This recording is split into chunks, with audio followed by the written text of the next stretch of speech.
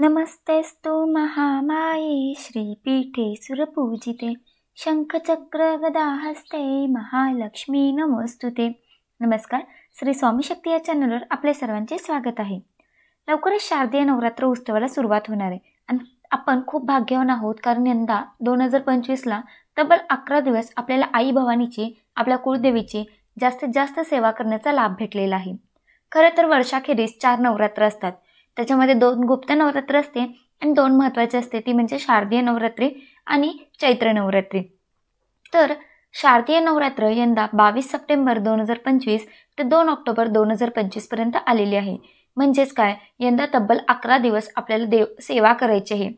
आता काही घरात म्हणजे घटस्थापना जी आहे त्यांचं विसर्जन हे विजयादशमी म्हणजे दसऱ्याच्या दिवशी केलं जातं। आता दसरा हा 2 तारखेला आहे, पण आपण काही ठिकाणी असं असतं की 10व्या माळेला किंबहुना 9व्या माळेलाच आपल्याला घटाचं विसर्जन करायचं असतं। आता यंदा खूप मोठा गोंधळ झालेला आहे की नेमकं घटस्थापनाच्या ज्या काही माळे आहे, पहिली माळ, दुसरी माळ, तर ही किती दिवसांची आहे, कारण तिसरी माळ ही 2 दिवस आलेली आहे। आणि जी पंचमी तिथी आहे, तर ही पंचमी तिथी नेमकी कधी आहे, ललिता पंचमी आपल्याला कधी साजरी करायची आहे, त्या संदर्भात सविस्तर डिटेल माहिती आज आपण बघणार आहोत। व्हिडिओ सगळा बघा। सगळ्यात आधी या नवरात्रीमध्ये आपण आपल्या नवदुर्गेच्या रूपांची पूजा करत असतो, देवीची आराधना करत असतो। कुळदेवी जी आपल्या कुळाचा उद्धार करत असते, कुळाचं रक्षण करत असते, तिची भरभरून सेवा करत असतो। मग त्याच्यामध्ये येतं घटस्थापना, दुर्गा सप्तशती पारायण, त्याचबरोबर येतं ते कन्यापूजन, होम हवन आहे, देवीची ओटी आहे, या सगळ्या गोष्टी आपण करत असतो। या सगळ्यांमध्ये आई भवानीची कृपा आपल्या घरावर असावी, तिने आपल्या घरात अखंड वास करावा, याच्याच मागचा प्रत्येकाचा हेतू असतो। ज्या ज्या घरात कुळदेवीची कृपाछत्र असते त्या त्या घरात कधीही कशाचीच कमी पडत नाही। या नवरात्रीमध्ये आपण नवदुर्गांच्या नवरूपांची पूजा करत असतो आणि तिचा भरभरून आशीर्वाद आपण घेत असतो।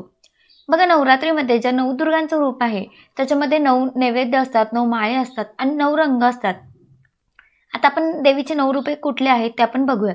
तर अर्थात पहिल्या दिवशी आपल्याला शैलपुत्री देवीची पूजा करायची असते, दुसऱ्या दिवशी ब्रह्मचारिणी देवीची पूजा करायची असते, तिसऱ्या दिवशी चंद्रघंटा देवीची पूजा करायची असते, चौथ्या दिवशी कुष्मांडा देवीची पूजा करायची असते, 5व्या दिवशी आपल्याला स्कंदमाता देवीची पूजा करायची असते, 6व्या दिवशी आपल्याला कात्यायनी देवीची पूजा करायची असते, त्याचबरोबर 7व्या दिवशी आपल्याला कालरात्री देवीची पूजा करायची असते आणि 8व्या दिवशी महागौरी देवीची पूजा करायची असते, 9व्या दिवशी सिद्धिदात्री देवीची पूजा करायची असते। आता पहिली माळ कधी आहे ते आपण बघूया। तर अर्थात 22 सप्टेंबरला पहिली माळ असलेली म्हणजेच आपल्याला शैलपुत्री देवीची पूजा करायची आहे। दुसरी माळ ही 23 तारखेला आलेली आहे, आपल्याला ब्रह्मचारिणी देवीची पूजा करायची असते। तर तिसरी माळ ही आपल्याला 23 तारखेला आणि 24 तारखेला साजरी करायची आहे। म्हणजेच काय, चंद्रघंटा देवीची पूजा ही आपल्याला 23 आणि 24 दोन्ही दिवशी करायची आहे। आता जी चौथी माळ असणार आहे, तर चौथी माळ ही आपल्याला शुक्रवारी असणार आहे। जी 5वी माळ आहे ना, तर 5व्या माळेला म्हणजे खरं तर 5व्या माळेला काही ठिकाणी घागरी फुंकण्याचा कार्यक्रम केला जातो, तर काही ठिकाणी 7व्या माळेला केला जातो। आता घागरी फुंकणं हा जो कार्यक्रम आहे हा तुम्हाला 27 तारखेला करायचा आहे, जी 5वी माळ येते, पण जी काही ललिता पंचमी आहे तर ती आपल्याला 4थ्या माळेला करायची आहे। कारण 2 तिथी जेव्हा मिक्स होतात, जेव्हा एका दिवशी 2 तिथी होतात, त्याच्यामुळे गोंधळ होतो। आता तुम्हाला मी सांगते बघा, चतुर्थी तिथी म्हणजे 26 तारखेला चतुर्थी सकाळी 9:32 संपते आणि 27 आणि 26 तारखेलाच पंचमी तिथी लागते।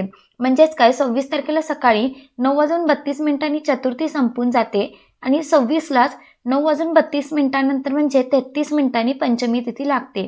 आता ही जी पंचमी तिथी आहे ही 27 तारखेला शनिवारी बघा, 27 तारखेला शनिवारी 12:03 सकाळी म्हणजे दुपारी 12:03 संपते।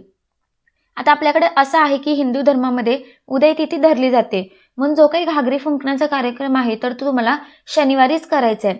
पण जी ललिता पंचमी आहे, जी आपण साजरी करत असतो, ललिता देवीची पूजा करत असतो, जी हृदयाची देवी मानली गेली आहे आणि प्रत्येक आई आपल्या मुलांच्या शिक्षणासाठी सरस्वती देवीचे पूजन करत असते आणि ललिता पंचमीला एक जो उपाय असतो तो करत असतो, तर तो तुम्हाला 26 तारखेलाच करायचा आहे। कारण 26 तारखेला सकाळी 9:32 चतुर्थी तिथी आलेली आहे। 9:32 नंतर ती संपून जाते आणि 9:33 ही पंचमी तिथी लागते।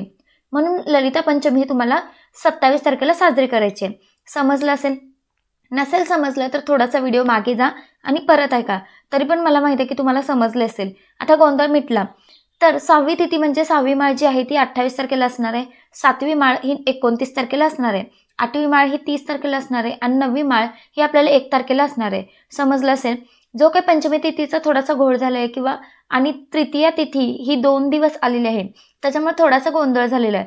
बाकी असं काही नाही. थोडक्यात काय, आपण ज्या काही सेवा करत आहोत त्याचं आपल्याला करायचं आहे. एवढंच आहे की माळीमध्ये थोडंसं खालतीवरती गोंधळ होतो. आता तृतीया तिथी 2 दिवस आल्यामुळे चंद्रघंटा देवीची पूजा आपल्याला 2 दिवस करायची आहे आणि त्याच्यानंतर चतुर्थीला म्हणजे जी काही 26 तारखेची तिथी आहे तर ती 4थी माळेसारखे आपल्याला करायचं आहे. म्हणजे ललिता पंचमी आपण साजरी करत असतो ती तुम्हाला 4थ्या माळेलाच करायची आहे. कारण सकाळी 9:33 नंतर पंचमी तिथी ही लागते. हा खूप मोठा गैरसमज झाला आहे लोकांचा, पण काही घाबरायचं नाही आहे. जेव्हा 2 तिथी एका दिवसात येते, एक संध्याकाळी येते आणि पहाटे लागते, तेव्हा असा थोडासा संभ्रम होतो. बाकी काही नाही, तुम्हाला समजले असेल. आता कुठल्या दिवशी कुठली माळ आहे, जरी 26 तारखेला 4थी माळ जरी असली तरी सुद्धा ललिता पंचमी आपल्याला 26 तारखेलाच करायची आहे. आणि जो काही पंचमी तिथी आहे तर ती तुम्हाला 26 तारखेला तुमच्या घरात जर घागरी फुंकणे हा जर कार्यक्रम केला जात असेल तर नक्कीच तो तुम्हाला 26 तारखेला करावा. तर हा संभ्रम होता जो मी तुमचा आज दूर केलेला आहे. तर लवकरच आपल्या सगळ्या महिला आपण सज्ज झालो आहोत आई भवानीची सेवा करण्यासाठी, तिची उपासना करण्यासाठी. तर आपण ते सुद्धा लवकरच बघूया. तर आजच्यासाठी तितकंच. झालेली स्वामी महाराजांच्या चरणी रुजू करते आणि आजचा व्हिडिओ मी इथंच थांबवते.